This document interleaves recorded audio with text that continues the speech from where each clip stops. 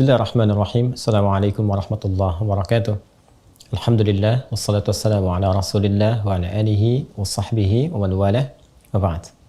Saudara-saudariku dimanapun Anda berada, dulu sejak zaman jahiliyah, masyarakat Arab tempo dulu berusaha untuk membentuk kelompok-kelompok kecil yang menyebar ke seantero tempat di wilayah padang pasir untuk mencari sumber air dan menyiapkan tempat-tempat tertentu, penampungan-penampungan air sebagai persiapan menuju bulan ke-9 yang begitu terik, begitu panas membakar sehingga berpotensi menjadikan sumur-sumur air menjadi kering dan aktivitas juga menjadi terbatas. Bulan ke-9 itulah saat panas, terik, memancar disebut dengan Ramadan. Masyarakat menyebut dengan Ramadan dari kata Ramadha yang berarti terik, panas, membakar. Jika kita ingin jadikan bentuknya superlatif, lebih meningkat lagi, lebih membakar lagi, maka tambahkan alif dan nun di ujungnya. Maka masyarakat menyebutnya dengan Ramadan, bulan masa waktu yang sangat terik, membakar, yang sangat panas, membakar. Karena itulah kemudian sebulan sebelumnya mereka kemudian membagi tugas berkelompok-kelompok. Pengelompokan untuk menyebar disebut dengan tasya'ub namanya. Keadaannya disebut dengan Sya'ban. Maka di bulan Sya'ban, bulan yang ke-8, masyarakat seperti yang tadi diuraikan, mereka bertugas menyebar, mencari sumber-sumber air untuk ditampung, dikumpulkan sebagai persiapan di bulan yang ke-9 yaitu bulan Ramadan. Di masa Islam, nama-nama bulan ini dipertahankan dalam perjalanan di tahun Hijriah. Dari mulai Al-Muharram sampai dengan bulan Dzulhijjah, bulan pertama sampai dengan bulan yang ke-12. Menariknya, pada bulan Sya'ban sampai dengan bulan ke Ramadan ada pergantian kembali, ada pelebaran dari makna. Yang dulu maknanya lebih kepada menunjukkan suasana, iklim, cuaca yang panas membakar, yang terik luar biasa. Maka secara metafor makna itu dibawa dalam nilai-nilai syariat, dalam nilai pendidikan spiritual.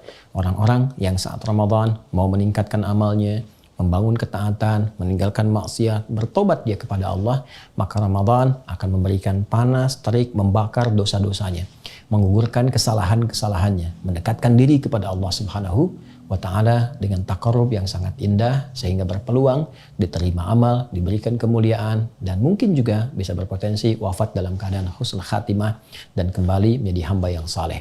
Untuk itu perlu persiapan. Tidak semua orang yang sampai ke Ramadan boleh jadi mendapatkan peningkatan takwa, dapat manfaat dari taubatnya, bisa terdorong untuk meningkatkan ketaatan. Belum tentu kalau dia tidak sungguh-sungguh, kalau dia tidak serius. Karena itu ayat puasa ketika dihadirkan di ayat 183 di surah Al-Baqarah itu penghujungnya Allah akhiri dengan kalimat la'allakum tattaqun, agar kalian mampu meningkatkan takwa. Tapi apakah semua yang puasa bisa meningkat takwa? Belum tentu. Karena la'allakum dikenal dengan huruf taranji. Huruf yang menunjukkan terpenuhinya satu harapan dengan syarat kesungguhan, keseriusan untuk mewujudkannya. Di antara keseriusan itu, maka citranya secara metafor diambil dari bulan sebelumnya. Bulan Sya'ban, bulan ke-8. Saat banyak orang di masa pra-Islam mengumpulkan air untuk persiapan bulan ke-9, maka air berikutnya yang kita siapkan menuju Ramadan adalah air-air spiritual. Air-air yang bukan hanya melapangkan dahaga kita, menghilangkan haus, tapi air juga yang bisa menumbuhkan nilai-nilai ketaatan, yang bisa menggemburkan kembali, menyuburkan kembali hati-hati yang kering. Karena itulah banyak ayat dalam Al-Quran yang menyebut tentang air. Kata alma yang mewakili air saja setidaknya disebutkan 63 kali dalam Al-Quran.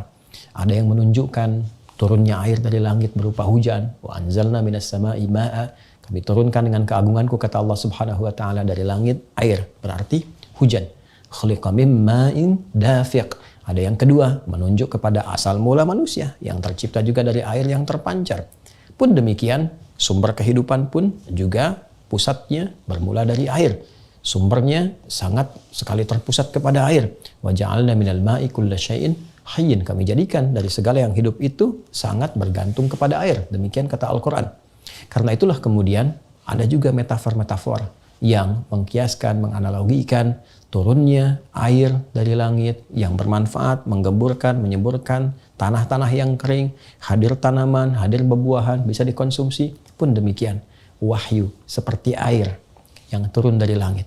Disampaikan pada Rasulullah, diberikan risalahnya kepada kita untuk menyuburkan kembali hati-hati yang kering. Sehingga muncul kemudian bunga-bunga amal saleh, buah-buah kebaikan yang menggerakkan pohon-pohon ranting-ranting tubuh kita. Dari tangan berbuat baik, lisan berkata yang baik, sampai ke ujung kaki. Dan persiapan semua itu mesti diperbaiki, dicari sebelum ke Ramadan sejak bulan Sya'ban.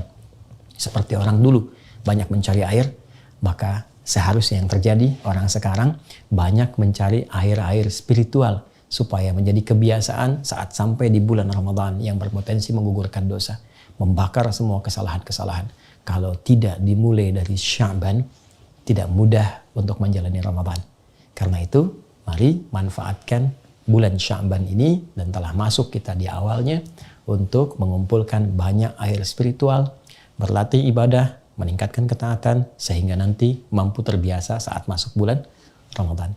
Cara yang terbaik seperti pernah diajarkan Nabi, tersambung riwayatnya kepada Sayyidah Aisyah radhiyallahu taala anha, kepada Ummu Salamah radhiyallahu taala anha, dan sahabat-sahabat Nabi yang lain. Mereka mengatakan seperti dikutip oleh Imam Ahmad, Imam Abu Daud, Imam An-Nasai dalam kitab-kitab mereka, bahwa sejak Sya'ban Nabi seringkali terlihat, disaksikan banyak menunaikan ibadah siam. Jadi Rasulullah pun mengajarkan kepada kita untuk beradaptasi puasa lebih dulu. Tingkatkan amal soleh, cari air spiritual sejak bulan Sya'ban. Sehingga ketika terkumpul semua bekal-bekal spiritual itu, siap kita manfaatkan di bulan Ramadan. Siap digunakan untuk bulan Ramadan. Nabi SAW bahkan pernah disebutkan menunaikan puasa di Sya'ban seutuhnya, sepenuhnya, full. Ada juga yang menafsirkan kadang Nabi buka, kadang puasa. Ini menunjukkan kesan memperbanyak latihan, memperbanyak mendekat, dan semoga dengan itu mengantarkan kesiapan pada bulan Ramadan untuk membangun kenaatan, mendekat kepada Allah, dan membakar semua dosa-dosa dan kesalahan yang pernah diperbuat. Alhamdulillah, kita telah sampai di bulan Sya'ban. Semoga Allah berkahi, semoga Allah bimbing untuk meningkatkan ketaatan, dan semoga siap menghadapi Ramadan. Adi Hidayat, Assalamualaikum warahmatullahi wabarakatuh.